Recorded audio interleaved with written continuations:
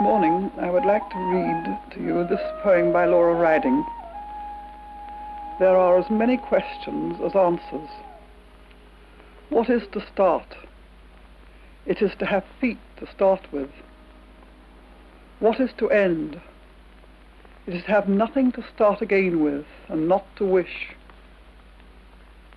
What is to perceive? It is to know too late for touching. What is to anger?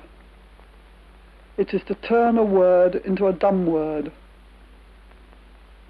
What is to speak? It is to be safe but brave, even as in danger.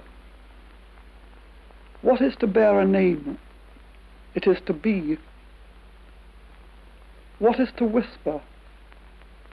It is to be near speech and to fear. What is to cry? It is to be far from speech and to fear. Most human beings are brought up academically and the other parts of his nature completely disregarded. And so there is an imbalance. And throughout his life, he may be a first-class technician, but he might be immature, utterly unaware of all the inward operations, inward workings. And so there is a battle going on between the outer and the inner all the time.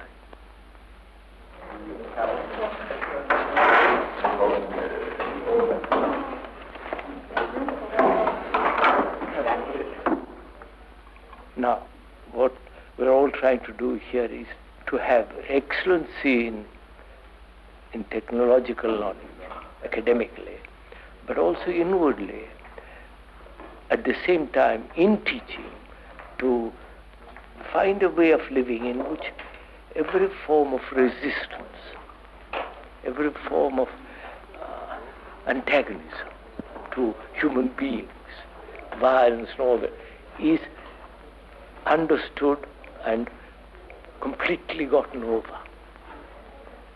Because I think, as one observes, you must have seen too in the world, this division between we and they and you and me, with my beliefs and your beliefs and my nationality, my God, your God, has really created such havoc. And whether it's possible to live without any formulation, without any image or concept. Without any purpose. Yeah, but live.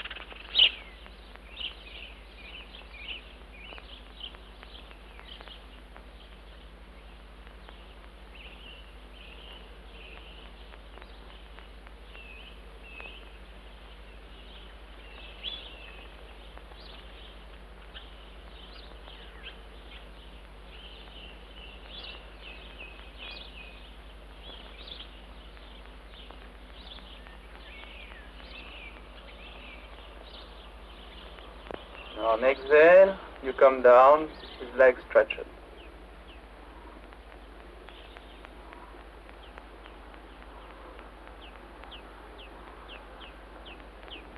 Good. Sit on heels and rest.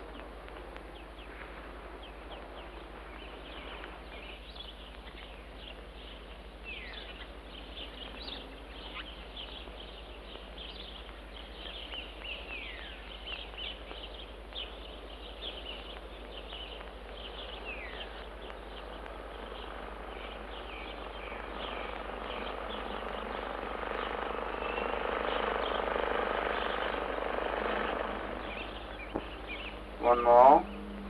On exhale, you bend on the leg.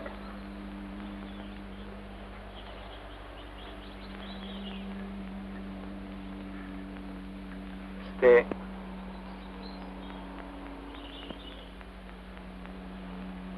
Draw up the man a little more when you exhale.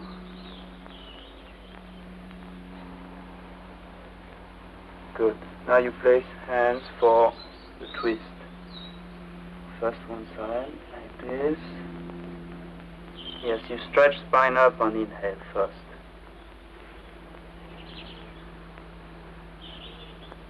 Now you place head under the arm. Yes. Stay, inhale. Exhale. Stay. The head a little more. Right. Good. Come back. The other way. Like here. And this one, no, below. Here, yes. Stay, inhale. Head. Exhale. Now. Inhale. And you twist. Exhale.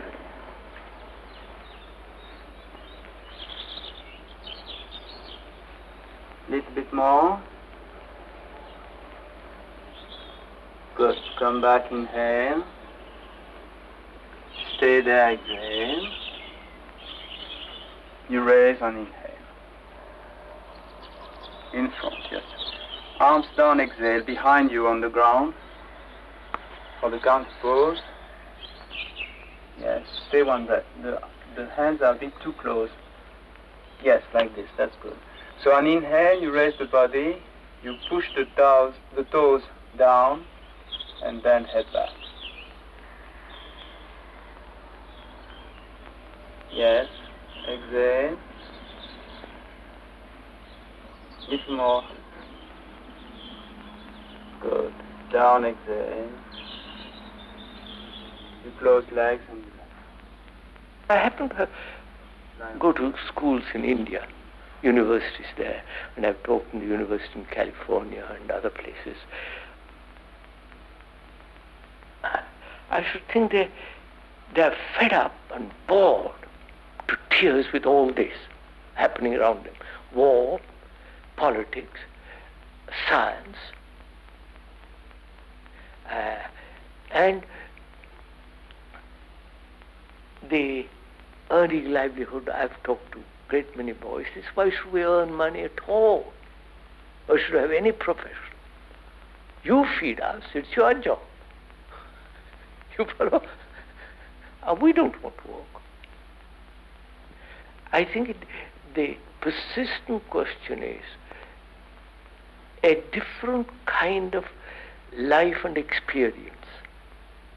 So they take to drugs, because that promises some kind of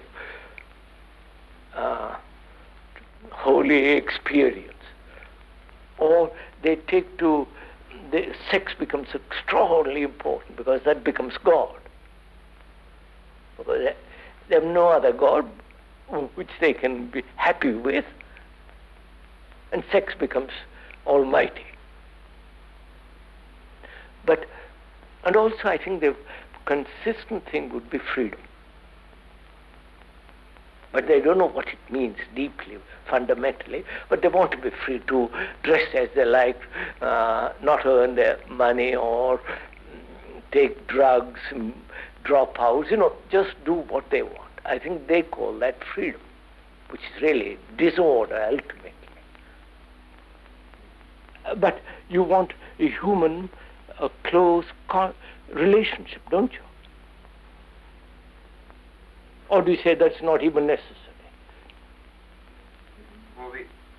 It may be a relationship, a friend, or a man and a girl, love, sex, and all that. Don't you want all that?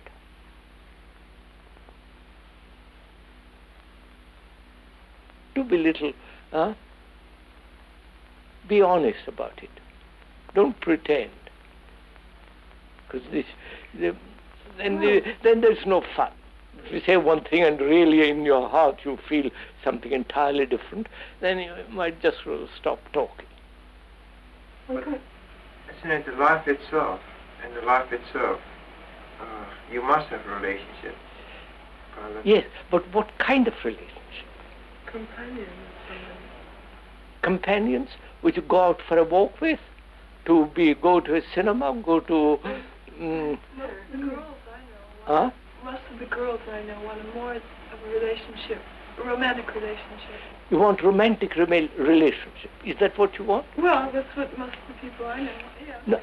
No, forget what other people want. What do you want? That romantic relationship? And that's your world you want to live in? No. So how can you describe? Most people want security. But inwardly, there is such confusion, what's the point of it all? Attitude, what does it all mean? This going to business, earning money, getting married, as you saw, most of them say, why should I get married? Why should I have children? What's the point of it all? So but yet behind all this, you must have observed, and I'm quite sure you all see it, that there is a feeling of desperate loneliness. You want a relationship with everybody, with all the people you come into contact with, in which there is no resistance, no sense of separateness, where you have a feeling of great friendship, affection, not necessarily sex. You may or may not. Is that what you want? And would you work for it? Huh? Yes. How would you set about it? If that's what you want. Because you have to build it. It just doesn't happen. So what will you do? How will you begin? You understand the question? Yeah. Not to have any resistance towards anybody, and yet be honest to yourself. Yeah. Would you start by having no prejudice? No, I'm just asking how you would set about to create this kind of relationship around you in which you find yourself happy, in which you find yourself living a life that you really think is good. In themselves they haven't found any stability. It used to be the stability of a belief, stability in my parents, in a social structure and all that, but all that's gone. So this confusion is in their uncertainty of ever finding something that's really worthwhile. You are capable of being heard, right? Why?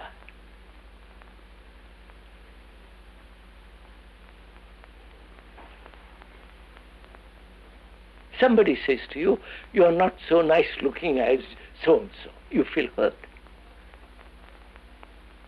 You are not as clever as that person. Well, I don't mind if people say things like that. Oh, if people say somebody's cleverer than me, I don't mind. You don't? No. You don't mind? Then what do you mind? Wait a minute, what does she mind? Which hurts you? I know I've been hurt, But why? I'm trying to... Go into it. You get jealous?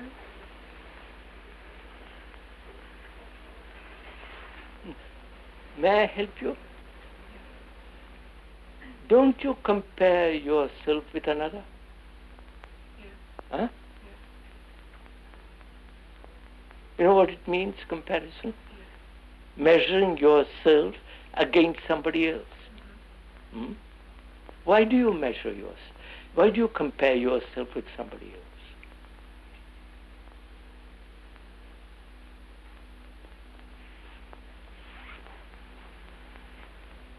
Maybe because you want to be, you think that person is good and you want to be like him. Yes. Huh?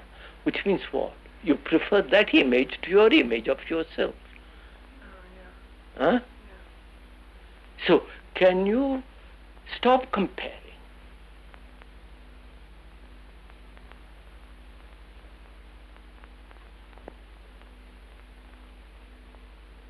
Knowing when comparison takes place, which is measurement taking place between you and another, in that comparison there is always the possibility of being hurt. That's one of the causes of real deep hurt. I am not like you. I want to be like you, but I am not. And if she comes and tells me you're not like her, I get hurt. When you don't do that, what happens? Will you wither up? Huh? Free to find out. Huh? You'll be free to find out. Free to find out what?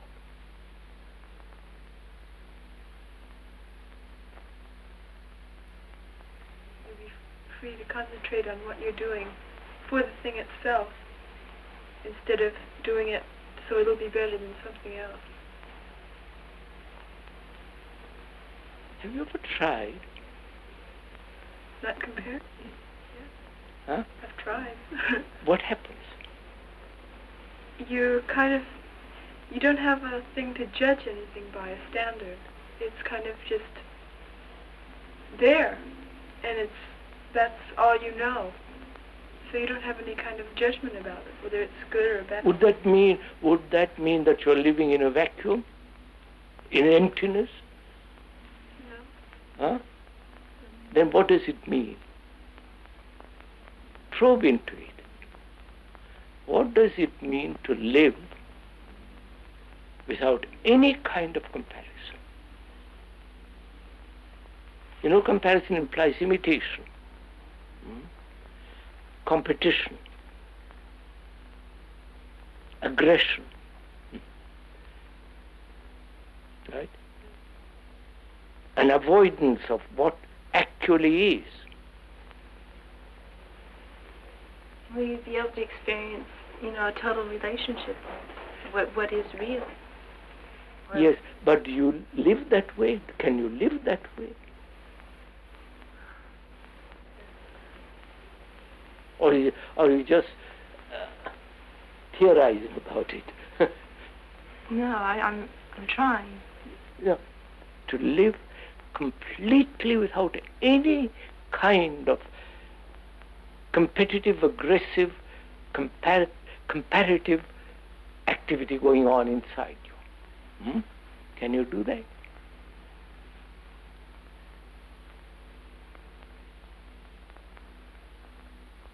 And isn't that freedom?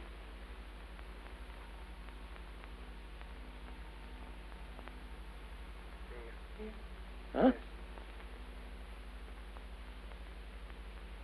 So it is very complex because is it our nature or because I don't know what it is, but it still seems to me that we have a tendency, if there's a lot of people going to one direction, if a tendency you're being pulled in that direction. Yes.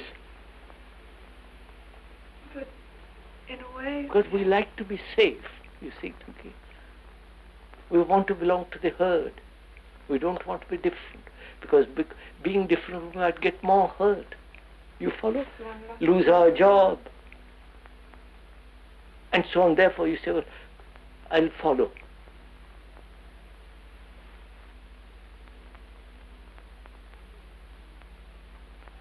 So if you see the fallacy of following,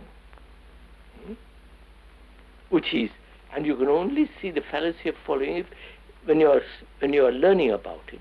Therefore, intelligence comes, and you can't go with it anymore.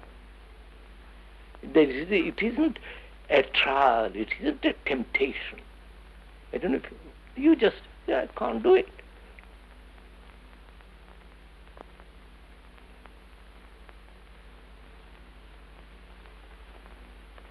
Might be in some circumstance you are going to suffer from it. I mean, May or may not, but don't speculate about it. You see, your speculation then leads you to uncertainty, and uncertainty says, for goodness sake, be careful, you'll get hurt, and you go back to the old herd.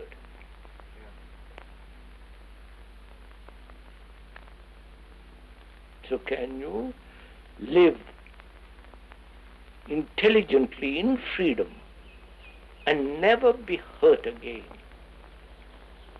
Huh?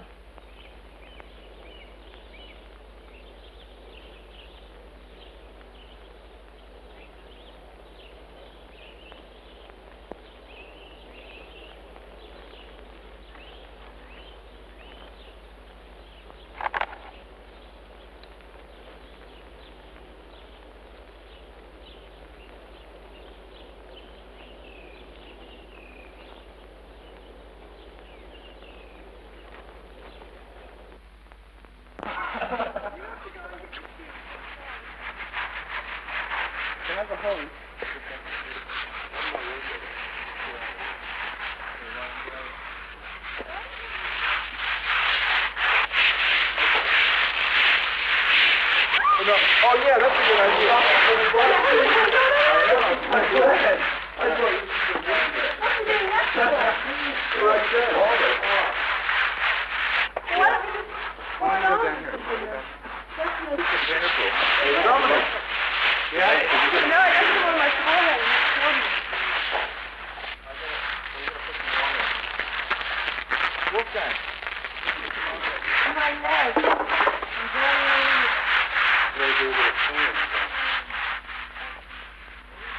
I come and tell you to do something. Don't be late. Or this or that. Authority. I become the authority. Here, supposing I do. What is your responsibility to that authority of mine, if I have one? First, I tried to understand how it related to the whole place. Then if it is sort of produce something destructive, then I try to point it out. Anyway, you understand, as we were discussing the other day, cooperation without authority, right? Not around an idea or around a belief or around a person who represents that belief and becomes the authority, the person dominant. How would you, please listen, how would you respond to a structure in which there is authority?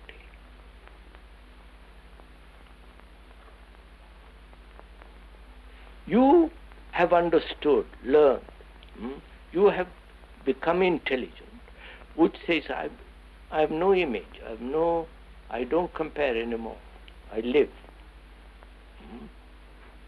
And you have to live with others who are full of authoritarian attitude towards life. What will you do? You know authoritarian what it means? Who know more, who feel, who have a sense of power, position, prestige. It won't bother you because you won't have an image of yourself. You won't say, oh, well, who's he to tell me what to do?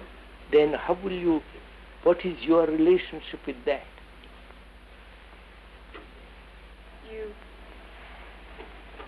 Well, you do, I guess. You do it. Well, you see it as Well, it you is, wouldn't- and your yeah. prejudices and opinions about you and everything else don't interfere with what it is. What you know. And you have no image of yourself to get hurt, to... So, but you have to live in this community. What will you do? Yeah, okay. So if someone comes and tells me, don't be late, my reaction won't be, why does he have to tell me? But my reaction will be, am I being late? I should stop being late. So what is happening in there, between you and the so-called? You're learning. You're learning. Therefore, what does that mean?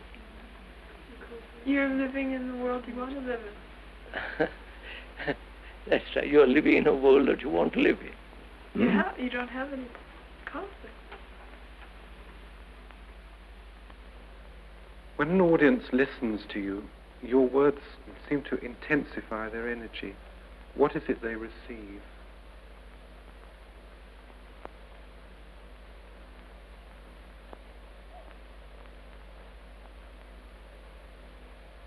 First of all, sir, if anybody, doesn't matter who it is, who thinks very clearly, who sees things very clearly, not thinks, who sees very clearly, and lives what he sees clearly, not just words and speculations, whether it's theological or scientific speculation, but actual reality is dealing with, it does not only give to the speaker a tremendous energy, because there is no conflict in him. He says, when he says, I'm a liar, I'm a liar. There is no pretension about it. It's only when there is pretension, when he's trying to be not a liar, then the trouble begins. But to see the fact as it is, and to go beyond it, gives one a tremendous energy. And perhaps that's what one transmits, verbally and non-verbally. Probably more non-verbally. Because also in that is implied that one cares, one has, affection, love, and all that comes out. That may be what one feels.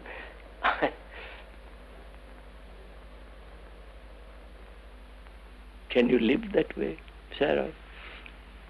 From now on? You may have you might occasionally lapse into the old ugly business, but can you maintain, can you go on living that way? Never, because you have understood the danger of comparison. It's finished. And can you that way learn what freedom is?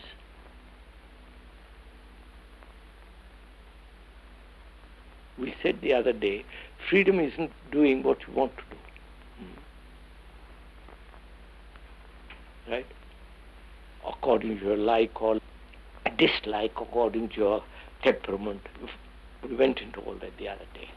Now, I have been brought up in a certain way, and I object sitting or touching a person who is not of my particular class or this or that. Have you got prejudices of that kind? Not as strong as that, but... No, go into it. Don't say as strong as, but have you got prejudice? Which, remember what we mean. Being conditioned as a Christian, Buddhist, or a Hindu, communist, this or that, and react according to that conditioning, respond according to that conditioning, is what we said is prejudice. Have you got such prejudices? What do you do about them? If you have, you will get hurt. Well, if you see the danger... See, you will get hurt.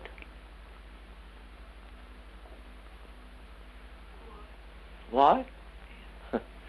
Go into it, Sarah, you'll find out. Look into it. I may be wrong, look into it. Because that divides people, doesn't it? Yeah. Huh? Therefore, every form of division must produce conflict. The black and the white, the Chinese, the Maoists, the Stalinists and the Trotskyites, you follow? The Catholic and the Protestant, the Jew, you follow? All this division inevitably breeds antagonism and conflict, war and all the rest of it. So, Yeah, you see?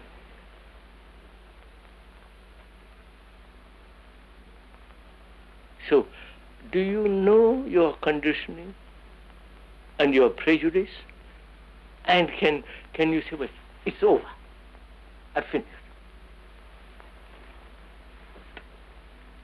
Because it's one of our conditioning is that we'll gradually get rid of our conditioning.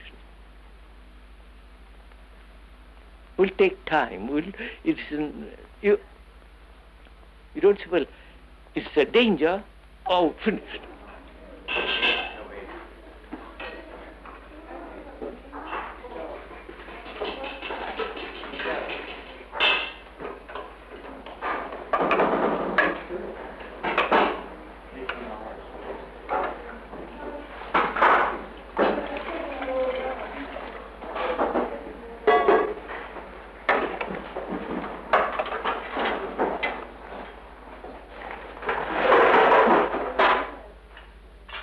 What happens when you become aware of your conditioning?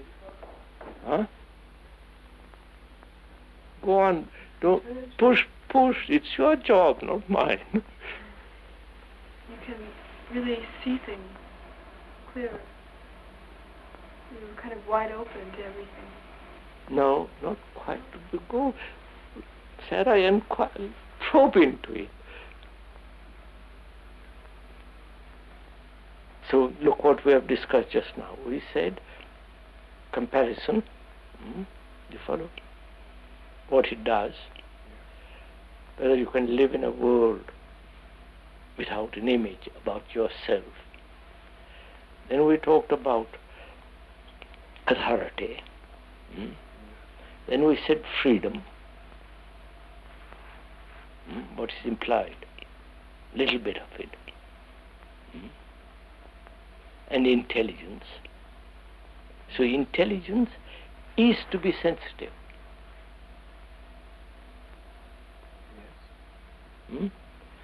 Both physically and in every way. Now, are you doing this? Is this the kind of world you want to live in? Which you have building, which you have trying to build in yourself, is that the kind of world you want? Otherwise you'll enter that world, which you now say is terrible, but as you grow older, you say, it's all right, I've got used to it, why do you bother? For God's sake, leave it alone.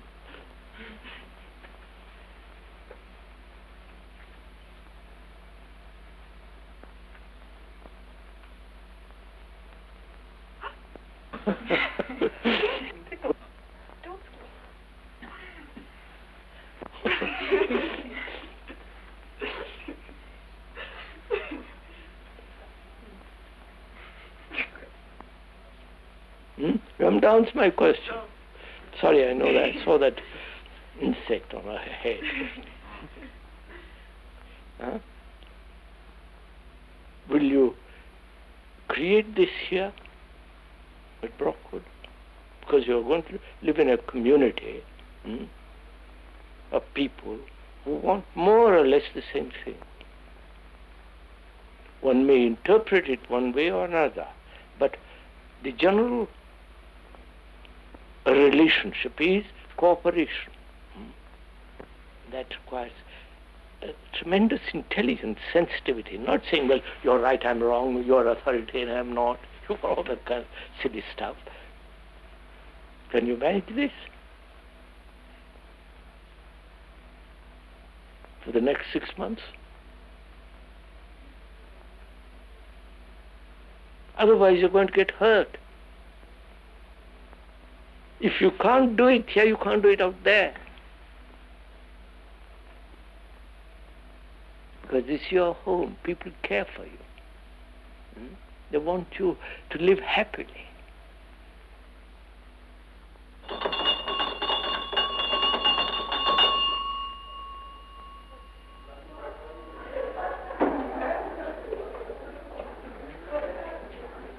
Okay, much is overdue there.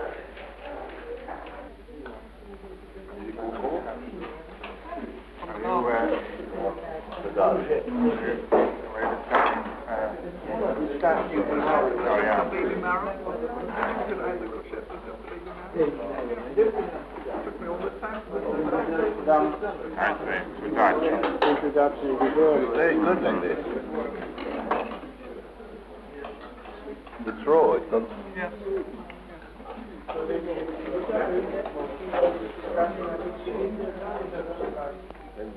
The energetic.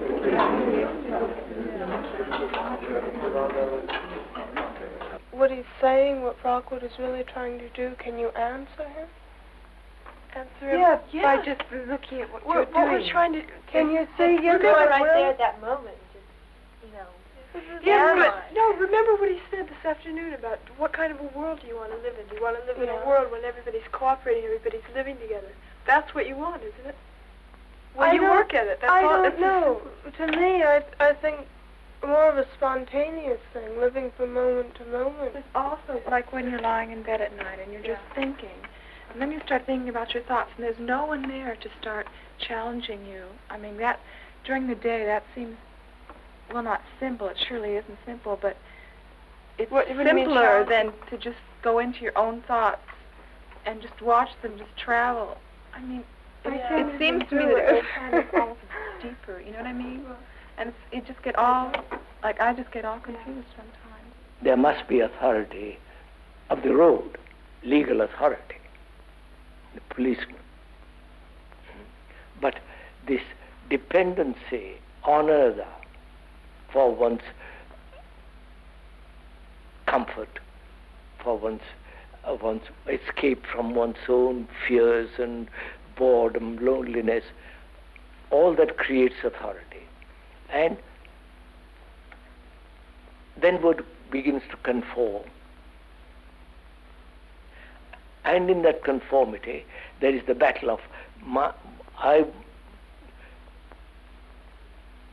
trying to follow a particular pattern which you don't like or which you like, in which you suppress yourself. All that we have been through, you see. So I think most of the people that have heard what we have been talking about know the dangers of all this. Whether they can do it or not, that's up to them, but it has been thoroughly pointed out over and over and over again. Then otherwise you'll build up a church. Yes. Personal cult and all that rubbish.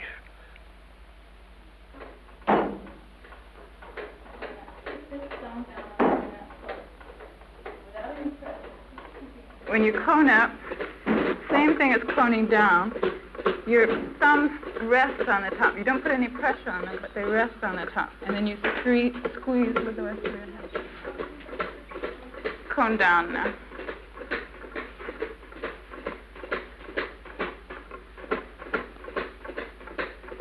Pressing from the thumbs.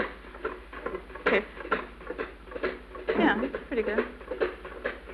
We are going to look whether this ratio has a limit or not when B tends to A. Description or the explanation is never the described or the explained. The word is never the thing. If that is very clear, I mean, really clear in the sense, one never identifies through the word the object, but sees that the word is not the thing. Like the door, the word door is not the door. If that is very clear, then words may be, though they are maybe dangerous, one sees the the danger of it and avoids it. I'm going for I remember that. Okay. Yeah, that's the only one I remember.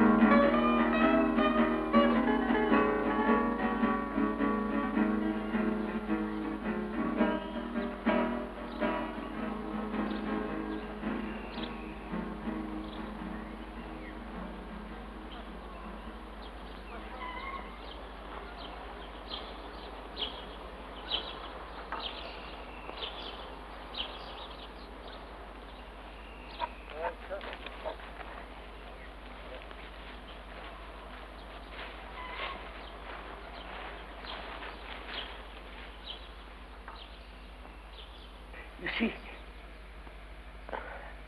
one must be sensitive, both physically and inwardly. Intelligence cannot operate unless one is really highly sensitive. Now, either you induce that sensitivity through various forms of fasting, superficial disciplines,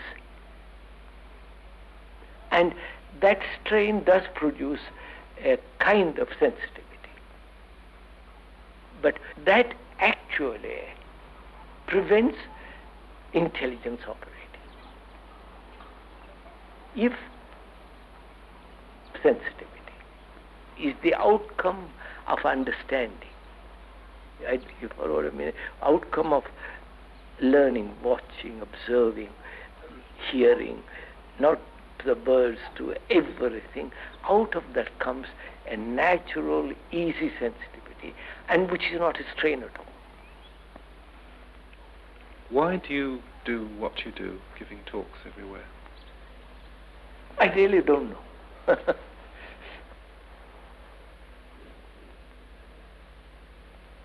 It isn't a habit. It isn't something which I've fallen into and I do it because I have nothing else to do. I've been doing this for 45 years and more. Not that I'm proud of it, I'm just repeating the fact. And I also have stopped talking to see if I depend on the audience and all that business. And I say, if I stop talking, it's all right. If I don't talk or talk, it's the same. And I do it probably, I don't know, out of affection. And also I think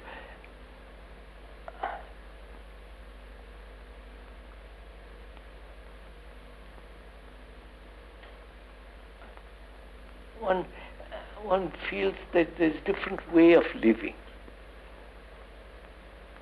And this monstrous way of living is so ugly, so brutal, it's terrible. So one says, for God's sake, look at the other. That's all. Can you live that way? Can you live that way, Sarah?